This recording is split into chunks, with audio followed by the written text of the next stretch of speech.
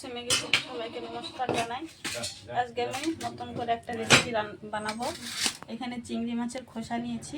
চিংড়ি মাছের খোসা, মিষ্টি কুমড়োর ফুল, ধনেপাতা, রসুন দিয়ে বাটা করব।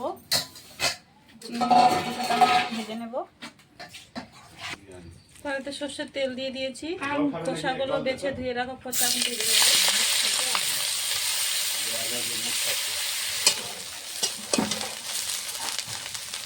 খোসার মধ্যে স্বাদ মতো একটু নুন দিয়ে দেবো, আমার একটু হলুদ দেবো।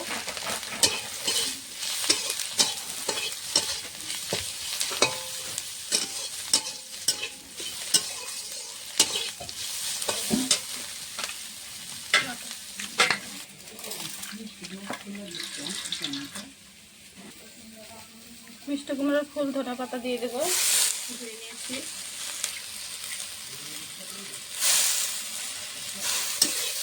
একসঙ্গে খোসার সঙ্গে ভালো করে ভেজে নেব।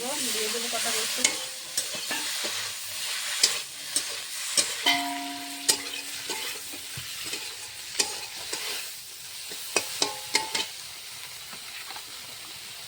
দিয়ে দেবো কিছুটা কালো জিরে,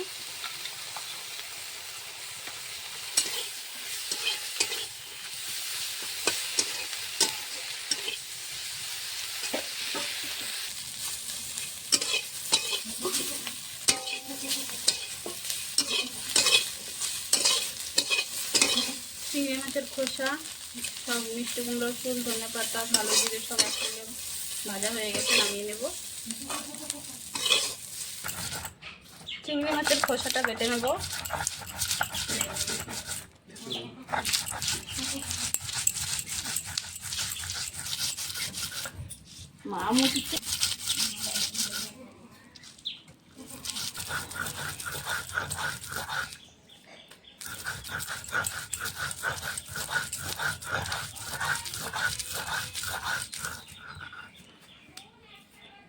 চিংড়ি মাছের খোসাটা বাটা হয়ে গেছে। এই বাটা দিয়ে গরম ভাত এক থালা খাওয়া যাবে। তোমরা ওইভাবে চিংড়ি মাছের খোসাটা বেটে খেয়ে দেখবে, ভালো লাগে। তোমাদেরকে যদি এই চিংড়ি মাছের খোসা বাটাটা ভালো লাগে, রেসিপিটা অবশ্যই লাইক, কমেন্ট, শেয়ার, সাবস্ক্রাইব করে দেবে।